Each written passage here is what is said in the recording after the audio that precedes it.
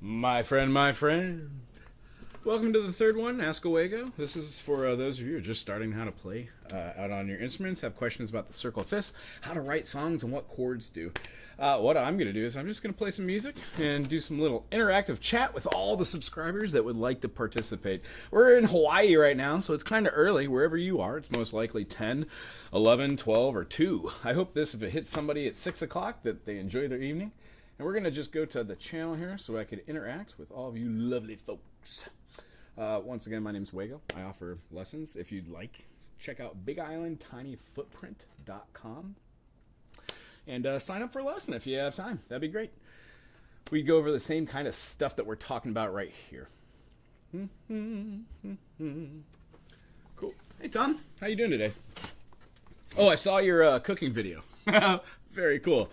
Also, I'm a little Irish-German, as you might tell. I did not do the traditional carrots and potatoes and whatnot. I should have, though. It's always a favorite. Hi, wife. My wife. Good morning.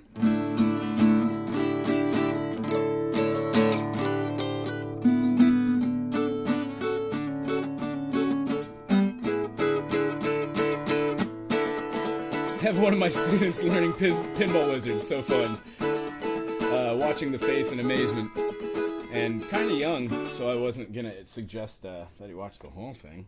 I don't know. Is there a PBS or a TBS version out there that doesn't have all the nastiness? Guitar sounded good today. So what I kind of want to talk about today is something I really like to do all the time. I do it all the time, don't you know? Writing music. It's a creative way to get a lot of things off my psyche, off my chest, and it creatively helps me progress through music. What I like to do is use something called the circle fist. So I use my hand, and if you haven't seen this before, I hope this helps you in your journey. I had a heck of a time understanding what the circle fist was, and more importantly, just how to sight read items on a piece of tablature or on a piece of music. And when starting off sight reading of the treble clef or the bass clef, it's a little hard. Thankfully, I did choir, so a lot of people who are in a communal choir or do maybe like worship service, they have the opportunity to be around people who have studied. So one thing I would say is it's always kind of daunting to do it on your own, which is why I'm here today. So if you do have questions about anything, throw them my way. If I don't understand or if I don't know the answer to it, as you know, I will ask my teacher and I will get an answer and put it in the comment section. So one of the things I like to do is go to a platform or an idea of writing.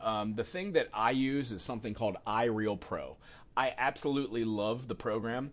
It's a simple way to lay out chords and charts that allows me to understand where placement of notes should be. So somebody that I frequent their community, and I hope that you check out, I will put a link in the description after I'm done here, or actually maybe I could put it here, is a gentleman named Michael and his partner Maria do a community music event every week on Sundays in the morning. It's wonderful. So at Michael Songs, you'll find it. And then there's a whole community that they subscribe to that I've kind of infiltrated and talked amongst. Very nice people, lots of music going on. Check out everybody. There's just so many to name. So if you do pop by one of those, just say hi, hello, and be friendly.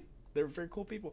I really like watching different songs evolve. So I'm just going to go to one of my tunes that I haven't played in quite a while.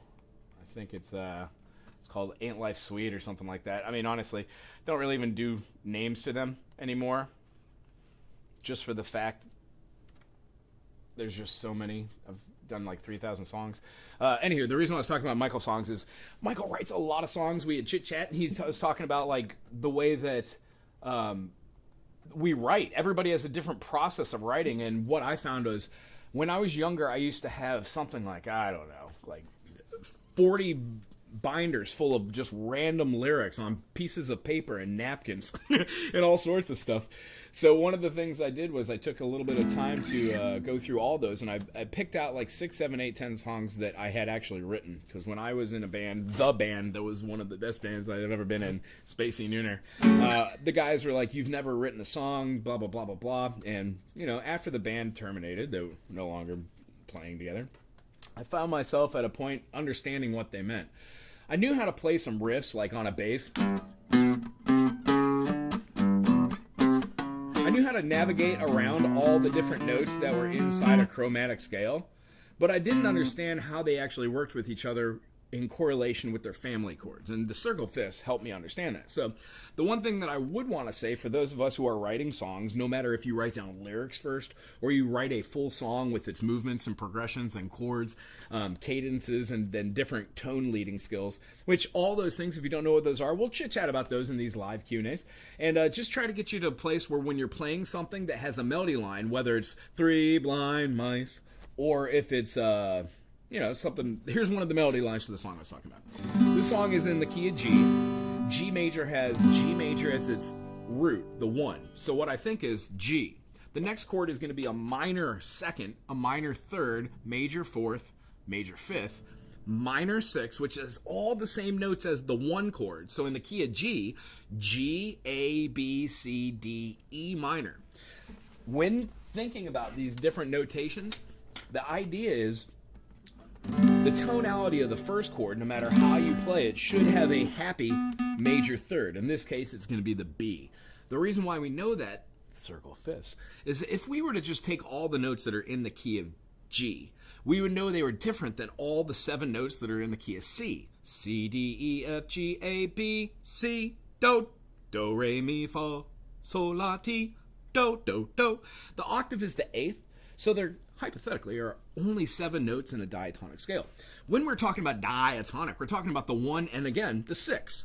So in the key of G, when we use the circle fifths, here it is, C has no sharps and flats. When we go up 5 notes, we find ourselves at G. C, D, E, F, G. G has 1 flat. That first sharp, it's gonna be F sharp. So when we say do, re, mi, fa, sol, la, ti, do, just like in C, no sharps, no flats, C, D, E, F, G, A, B, C. When we do it in G, we say G, A, B, C, D, E, F sharp. That F sharp now is the 7th, which is our lending tone. We get associated with G major, A minor, B minor, C major, D major, E minor. For F sharp diminished, there's a couple different things we could do. I like to play somewhat like this. First finger on the 2nd fret, second finger on the 3rd fret of the A. We're going to go all the way up top here to the G string and then wrap around for the D. We can also put our fingerings just going straight up in a row. 1 2nd fret, 3rd fret, 4th fret, 5th fret. Each additional one we go over a string. That's a great way too. And then if we just want to be lazy, we can use the 5 dominant, which means the 5 of the chord, we make it into a 7 type chord. Here's what we're talking about. G major, A minor, B minor, C major, D major. When we move this D note past the major 7th and we land on the minor 7th, we get a D7 with that tonality. That feels like our F sharp diminished. So if we play our D7, wrap around a finger and throw it here on the F sharp, we get a chord that sounds like our lending tone. These are the notes that I use while putting in a progression. So if I was playing a song like the one we're about to chit-chat about, I kind of had a melody in my head. It was this da na na da da na. And I found if I was playing G and I went from the G to the natural 7 and then down to the 4 and then to the 5, 7, back to the 1. That was my melody. So I'd play the G major, pinky it or 3rd finger it. Pinky feels more comfortable. Because the open G is there, it allows me to drone. So I came up with a kind of like a descending melody line, and in the key of G, it would feel good to do a counter measure or counterpoint. So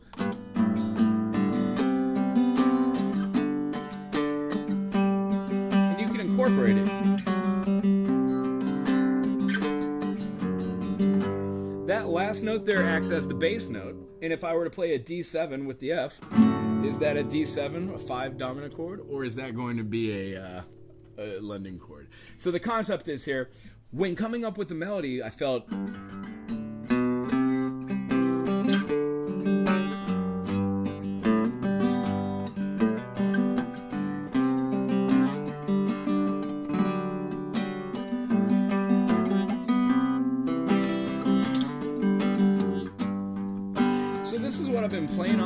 style. It incorporates the major, G major, C major, D major, G major. 1 and 3, 1 and 3, 1 and 3 on a D. The feeling can go back and forth and use that 7, but it feels kind of stagnant because the whole song feels that way. So in the beginning it had a lower voice. We're all gonna be swell.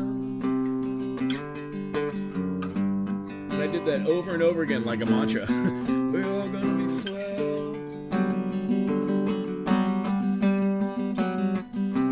And eventually I was like, I want to go to a different chord because it feels boring. Here's where the circle fifths in songwriting comes into play.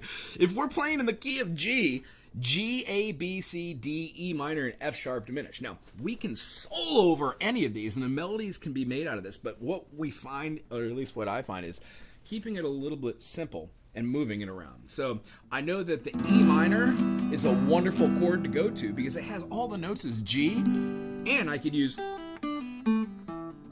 that really handy pentatonic system, which allows us to fly through little melodies. If you're not familiar with that, check out my channel or Google pentatonics. Basically, it means the first 5 notes of an awesome scale. We have our 1, 2, 3. We skip the 4, play the 5, and the 6. In the key of G, we'd have G, A, B. We'd skip the 4, play the D, play the E, and the G. So that's why most like, I got sunshine. That's why it feels good. It's a part of a pentatonic scale. So in this one, I decided to go to an E minor. And then instead of playing like an E minor 7 and opening up that low D, or even placing it here, I took the whole thing up to the 7th fret, and it allows me to play this backwards looking 1, 3, minor 3rd here, throw in the 7th, and if I want, I can even put up over the top to let this drum. So I walked that down, and here's the comparison between the two. We're all gonna be swell, don't you worry, don't you worry. We all wanna know which way to go. It did turn country. We all take a time, don't you worry, I got mine. We don't wanna do anything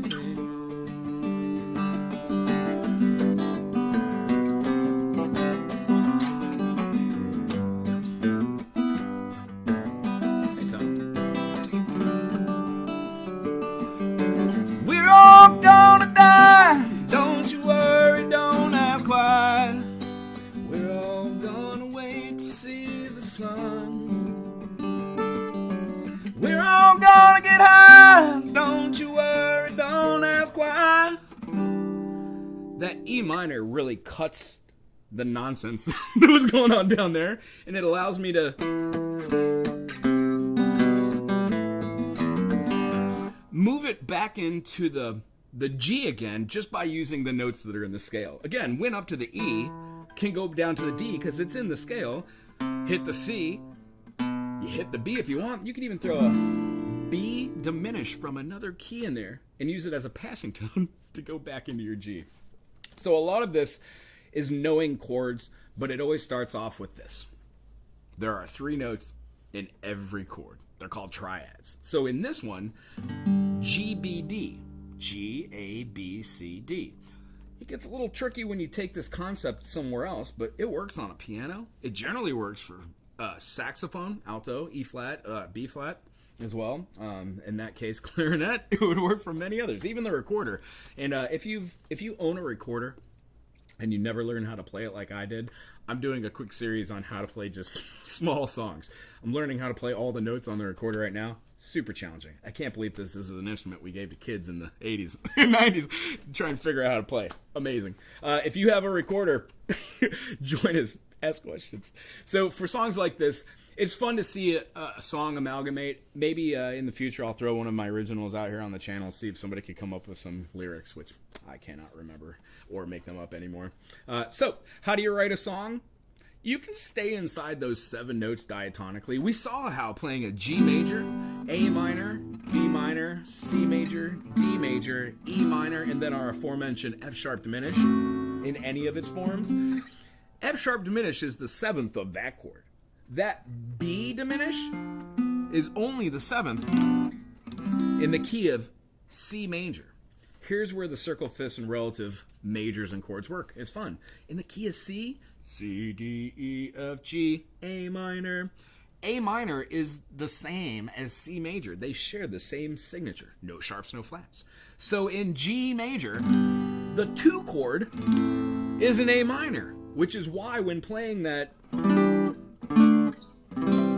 you could throw a silky smooth chord in there and still move through the progression. It works because it's relative to that chord because your ear wants to hear it.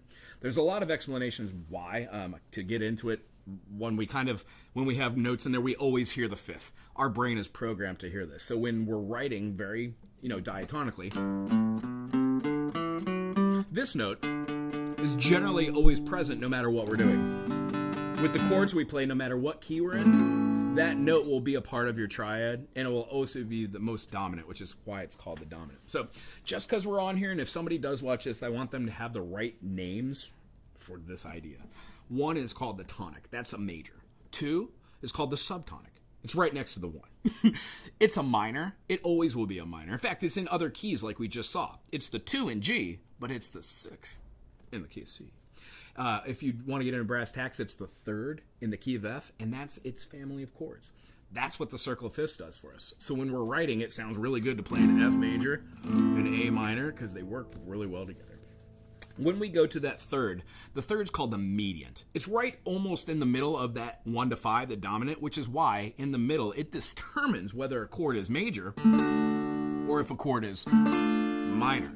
I signify that by flattening my 3rd like that. My students seem to enjoy that. 1, 3, 5, major, flattening the 3rd. 1 flat, 3, 5 gives us minor. So our 4th and our 5th are the other 2 majors. They're kind of like the family. In the key of C, C, F, G. The 4 is a major 4, and this is the major 5. C, F, G. Well, in the key we are in, G, A, B, C, and D. It just so happens C is the 4th in the key of G, but it's the 1 in the key of C. So G, A, B, C, this is a major. This one here is going to be called the subdominant. It is right next door to the dominant. After that, we have the submediant. It's quite like this one, and we'll explain that later. It's an advanced music theory kind of concept. We split the idea of triads in 1/2, and then the other one, that 6, determines whether the major or minor tonality falls on the major 6 or the minor 6. It's a hard concept to grasp, but chromatically, I'll explain in a second. This is diatonically. So we have our root, our subroot, or tonic, subtonic, mediant, subdominant, dominant, submediant, and then my favorite, the 7th. It's going to be called the lending tone or the leading tone.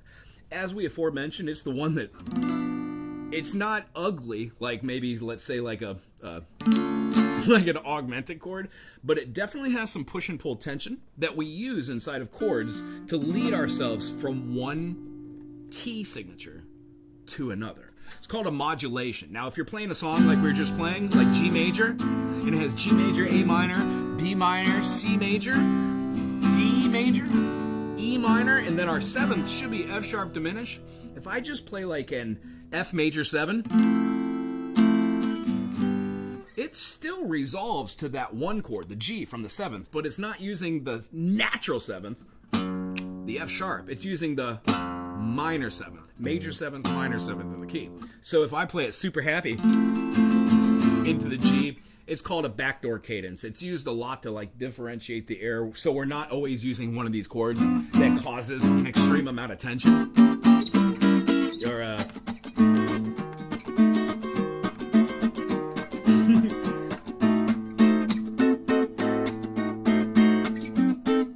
hope you recognize that one. If you do, throw it in the comment section. So what I like to do is play a couple other tunes here, and I want to see if anybody else can play along with. If you have questions about the notes that we're doing here, please jump out, say something.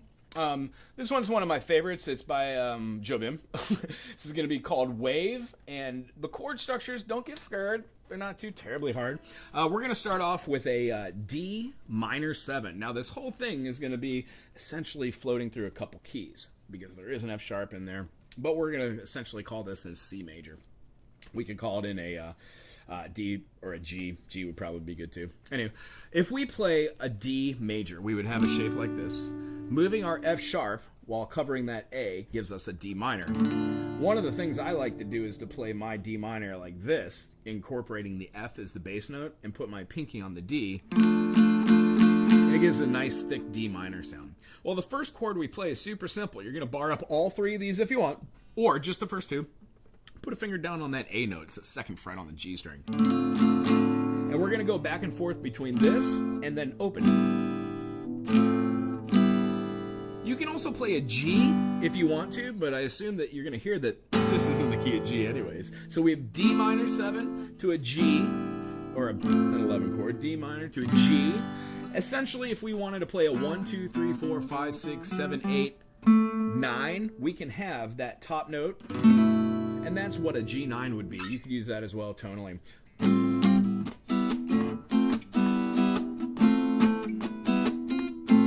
That's the intro groove.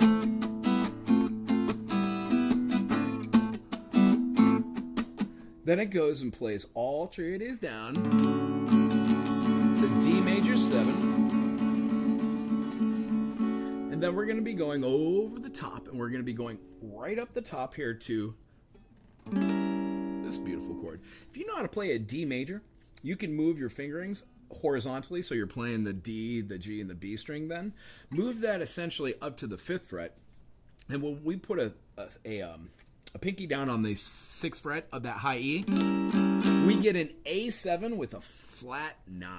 What a gorgeous chord. We can also eventually throw a sharp 5 in there as well, and that would add a little bit of tension too, but we'll do that later. So again, we've got the D major 7 to the A7 with the flat 9. Groovy, isn't it? And then I like to just play a C6 or an A minor 7 right here. Just, you can bar up the whole thing for an 11 chord, but it sounds good just doing the top notes and utilizing the A. And then we're going to be playing a D7 with a flat 9. So what we want to see is dropping that note down to the 4th fret on the B. And the way I like to play it, I just bar all of them. I use the tip top of my finger to mute the E string. I put down a finger on the D, and then, well, I can say the A string at the 5th fret for the D, and then the G string at the 5th fret for the, what is that, a C. So when doing that, our finger up here would cover it. But you sometimes don't want to get that 11 to 13 over the top of there. So you can just do it with individual fingers if you want. Either way, great chord to just squish those fingers down there. Again, from the top.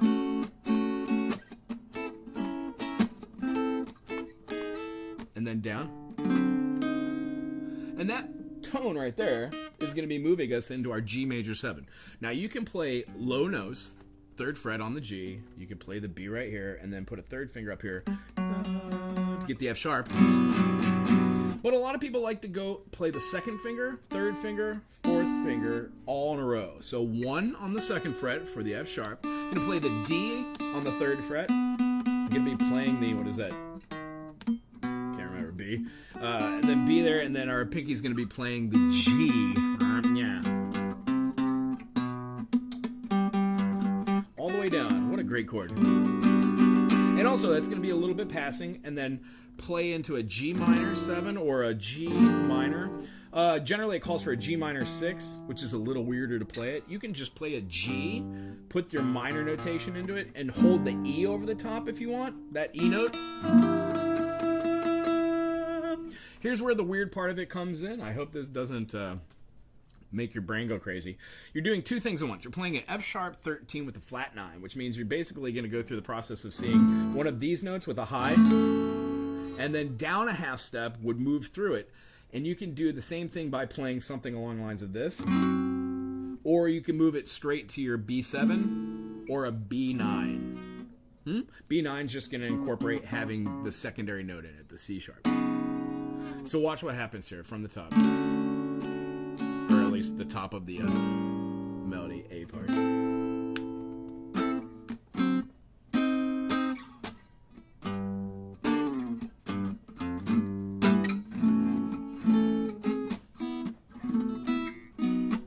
Then we're going to go to an E, and you can throw a 9 in there. E, F sharp. So if you have that top note up top there, it helps move through the movement, and then we can move it down to an A sharp. I like to just do this A sharp diminish into our A7 flat 9, and then a D minor 7 again. Now our D minor 7 is down here.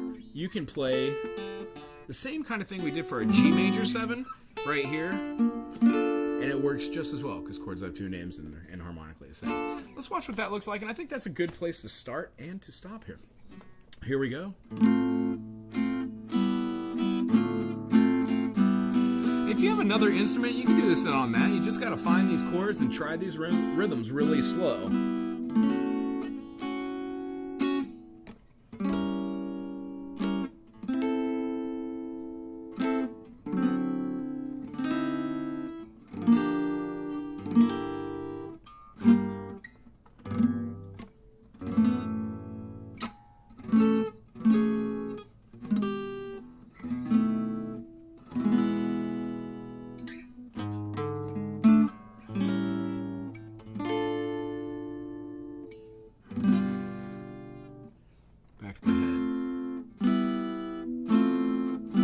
Here's the way it feels when it's a little sped up.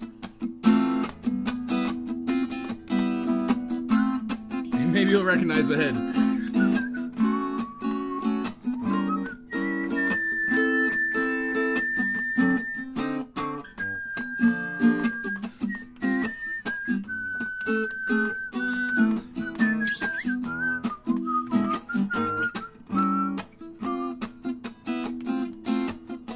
Do a quick repeat.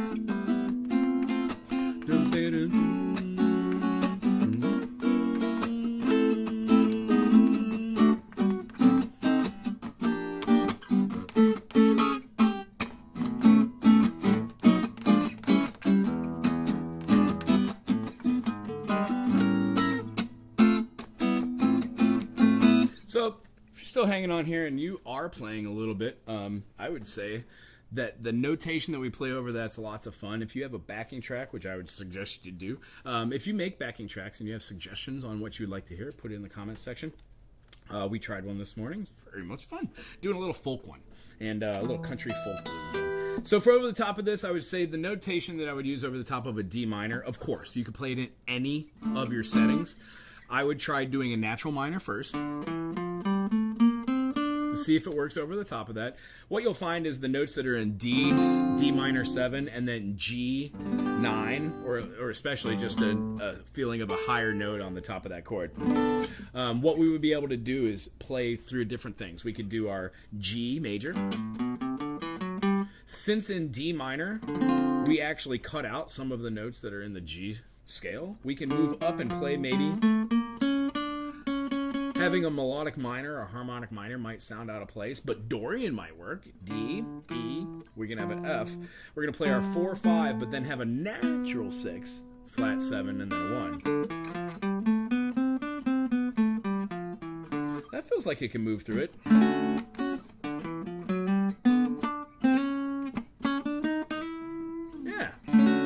And then over the top of that D major 7, because it's nice and open airy, maybe doing like a Lydian run would even work. Over the D there, we'd have 1, 2, 3, sharp 4.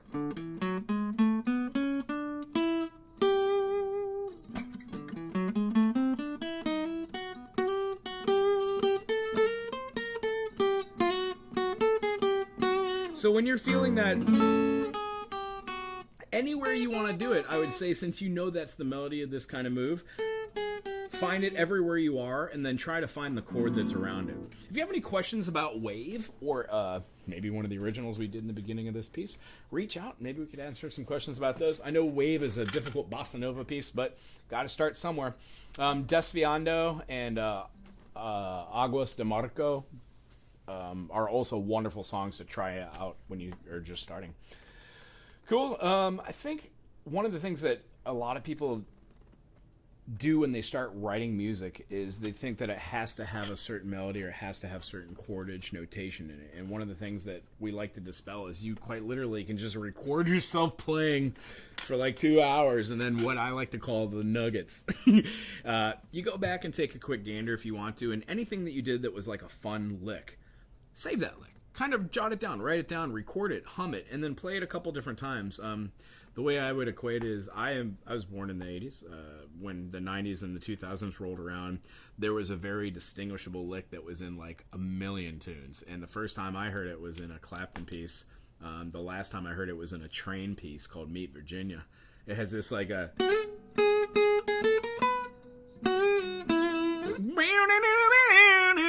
And once you hear that, you can't unhear it. So it's in every song now. And as a joke, when we'd be playing in bands, we would just put the lick on the wrong beat on purpose in the wrong key. Just to mess with the other people we were playing with.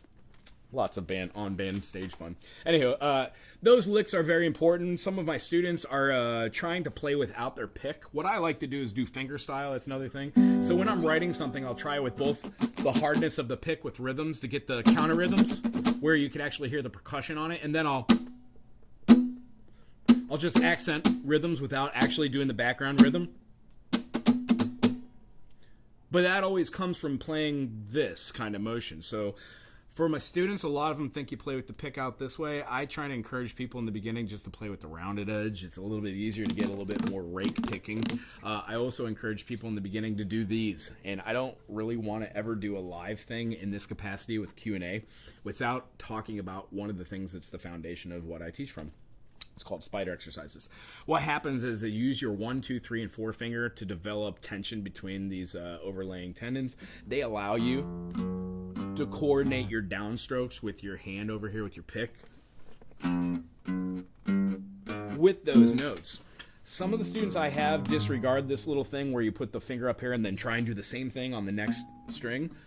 The reason why is if your fingers aren't pushed over enough, like whoop, it mutes the string right above it rather than opening. So the idea is some people are able to just move flawlessly and keep their fingers on the same one and move them one at a time and develop sort of like all downstrokes, which is great, and then develop all upstrokes, which is amazing.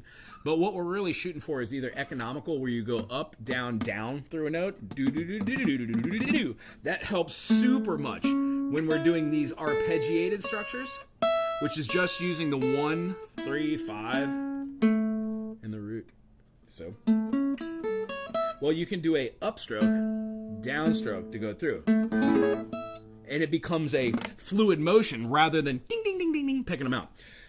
The only way I could equate is, and drummers will understand this, when you're practicing single strokes with your sticks and then doubles, once you realize you don't have to use your hand to go tap, tap for an eighth note, 1 and 2 and. You can go 1, keep your hand straight and let the rebound of the stick come up and back down, and you get double with only the energy of a single.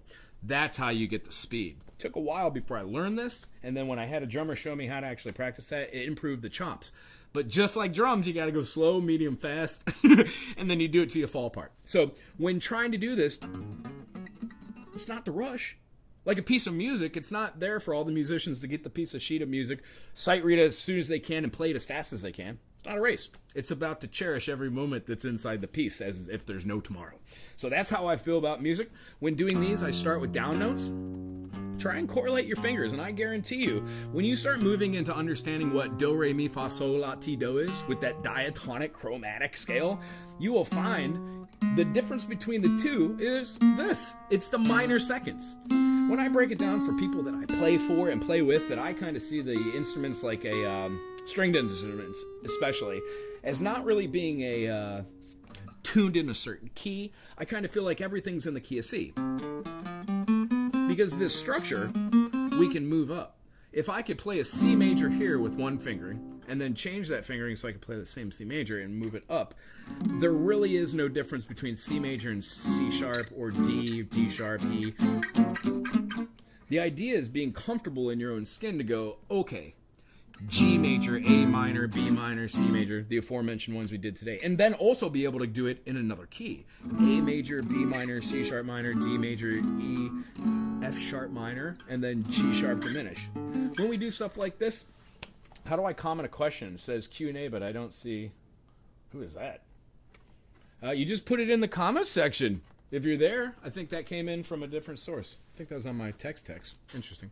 Anywho, one of the things that we try and do is go through those 7 notes and know the chords that are behind them. That's why the circle fifth's pretty cool. If you have a question about the circle fifths, please jump in.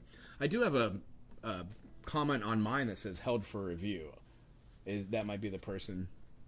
I'm not sure. Should I show it or? Yeah, show it. Yeah, but what if it's bad? I don't want to. And then we'll get rid of it. Oh, okay.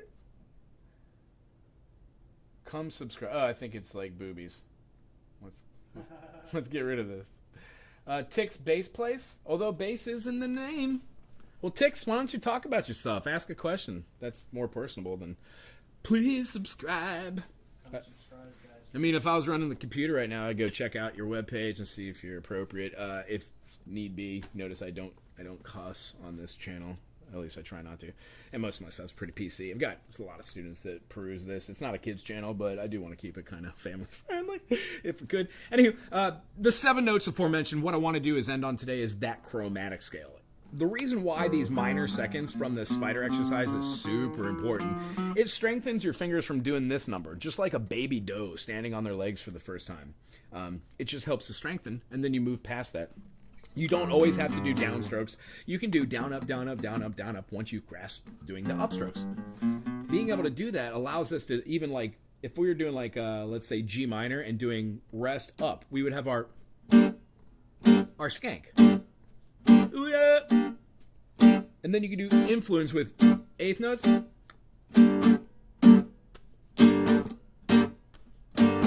16th trills.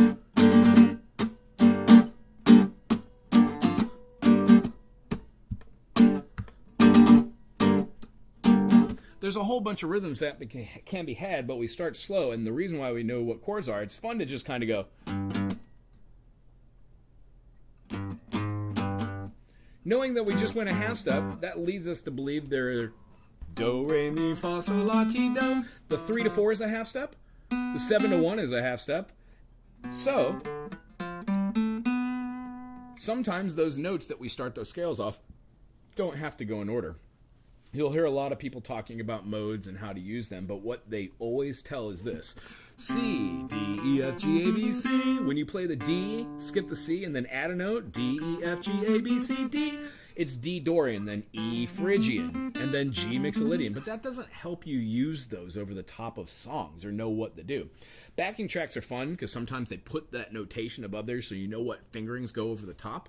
But what I would advise anybody who's trying to learn their fretboard, learn one string at a time and try and play melodies on one string and then do the same thing on another string and then try to combine just those to hear your majors. Majors, minor, minor, major, major, minor, diminished, still a minor, and then major resolution. 2 notes is easier than 3, but when you add that third on, you really start to get an appreciation for the way that the fretboard is actually laid out and you start seeing new chords. And one thing a lot of people don't do is you learn how to play an E major, but very seldom does somebody show you how to move that whole thing down and play a C. You just have to mute, because those notes don't work. But listen how deep and rich that is.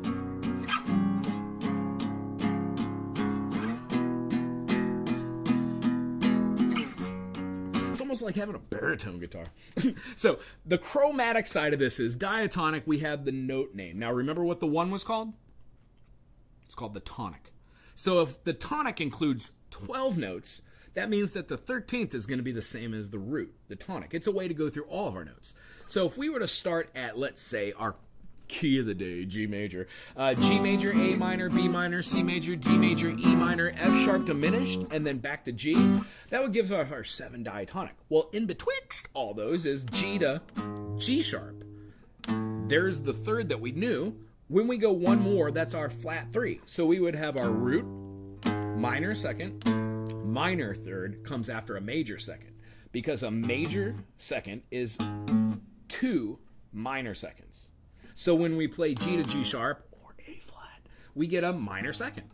A flat to A or G sharp to A is another minor second or an increment or an interval or a semitone. There's multitudes of different names for these. But when we move that up, we have 2, 3, 4. We're going to move up our next note to the B, or we could play here, vice versa. We could either go through a string or up. I'm going to show it on one string and then the other just so you see the difference between going on one string or using it horizontal. If we were to have our G, goes to a G sharp, to an A sharp, B, C, C sharp, D, D sharp, E, F, F sharp, and then G. G, 2, 3, 4, 5, 6, 7, 8, 9, 10, 11, 12, and then G again. So the 1. That is a chromatic scale. The reason why that's important is all the notes that are in between the notes are important, as well as the 7 notes that are inside the diatonic 7. Hey, Michael, how are you doing? How's your day? We're just talking about a little bit of songwriting, blah, blah, blah, blah, blah. In the future, what I would like to do is have musicians on to talk about their songwriting process. Anybody that's interested in doing this as well, that would be lots of fun. I know this might be a weird time for some people, but I'm hoping this time will reach those who have the opportunity to learn a little bit about what we can bring to the table here. I encourage people to ask questions, so it'll be kind of in the video log. Anything I don't know the answer to or I can't figure out, I will ask my teacher and figure out and put it in there for us. Right now, we're talking about the do, re, mi, fa, sol, la, ti, do, 1, 2, 3, 4, 5, 6, 7. And we're going to be talking about the 1, 1.5, 2. We're just doing the chromatic scale. Now, essentially, that's what I teach from. I call them spider exercises. What it does, it just gives what's the word? Just an easier, more lackadaisical way to get people to just learn how to do hand and eye coordination. And the idea is the journey going from 1 to 4, and then you have 24 opportunities to go on downstrokes and move a little faster. I gotta tell you that when I'm playing melodies or movements, these are the little things that help get these muscles strong so we can accomplish that. Hey, right on, yeah. I would love to have you on, Michael. I think you've got a plethora of music, so it'd be really cool to get in depth behind what you have going on when you're in the songwriting process, as well as how it progresses. Because what I talked about, I don't know if you're here earlier, but what I talked about is I had like thousands of pages of lyrics, and honestly, they never really surmised to anything for me. They were always like baby, baby, baby, or just very, it shows who you are and what character you had at, 18, 17, 20, 30. Now that I'm in my 40s, I realize my morals and my life view is a little bit different than what I had thought down that road. So my music has changed. Therefore, I don't put a whole lot of stock into the lyrics anymore. But I do like singing. I just have a hell of a time remembering lyrics. That's the only downfall. So long story short, love music. I want to teach a little bit more of this, and I want to get inside the brains of how other people do it, so maybe I can learn a little something as well, and show that for other people so they also can have a fun time in the journey. Nice. And I threw Michael's link up there. We're going to do a fine job. So when playing any key, what we like to do is stay within that kind of key structure. Why chromatic notes help me? Let's see. If we're playing that kind of like the song that I started off with, that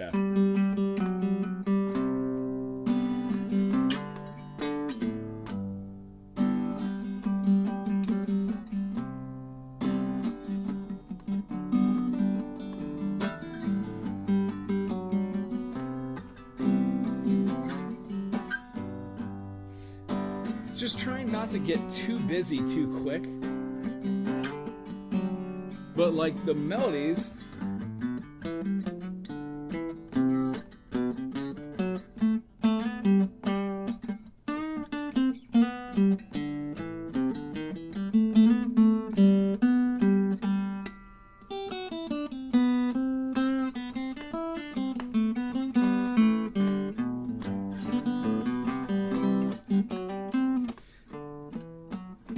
I could use a couple different things. G major,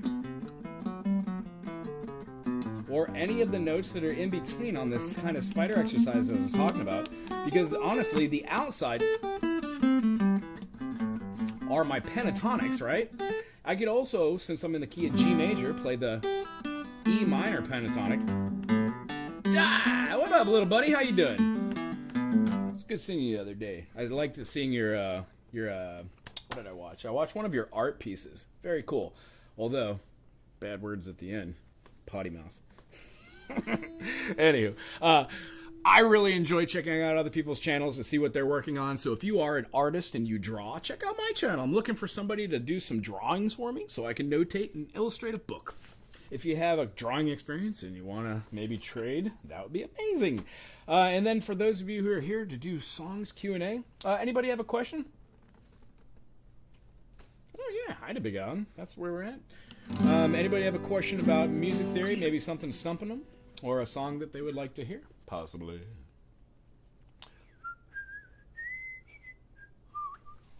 We got a couple minutes here.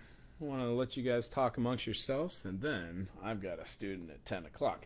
I get the privilege of teaching 3 days a week here in Hilo, Hawaii at Big Island Guitars, run by Lauren Spencer Huna. And I really enjoy doing the free workshops on the first Saturday of each month, 4 to 6. Generally, we have people just show up, bring their instruments, and each month there's a different genre. Like last month, we had like rhythm and blues. We did a guitar gearhead workshop, which was pretty cool. What do we do there? We kind of talk about how you set up your pedal boards and how to move through the process of which goes inside of your chain.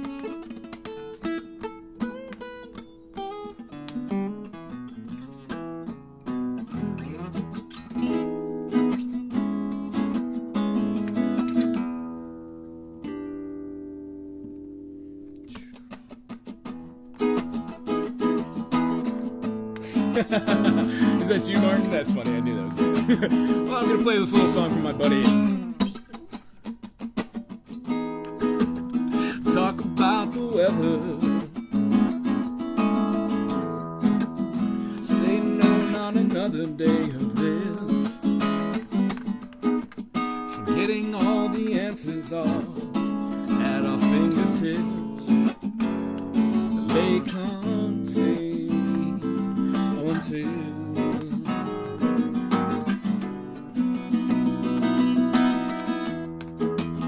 laying stoned side by side, watching as some change over time, forgetting that the answers they lay contained on the land until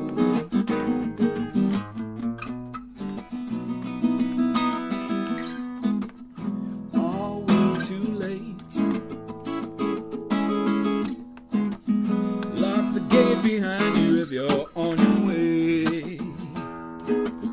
If not, you plan to stay.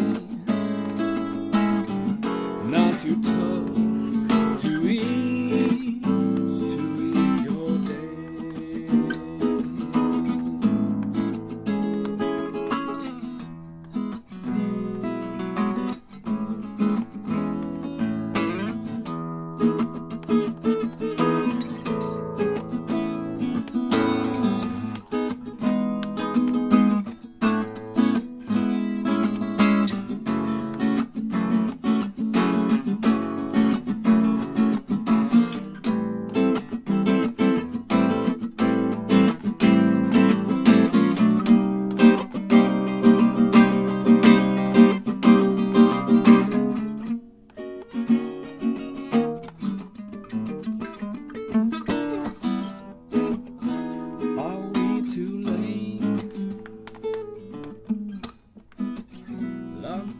Behind you if you're on your way.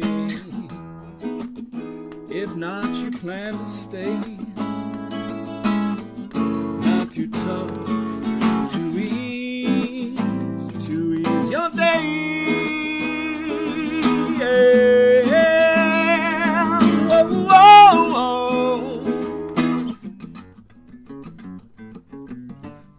whoa, whoa. Whoa, not too tough to ease your day.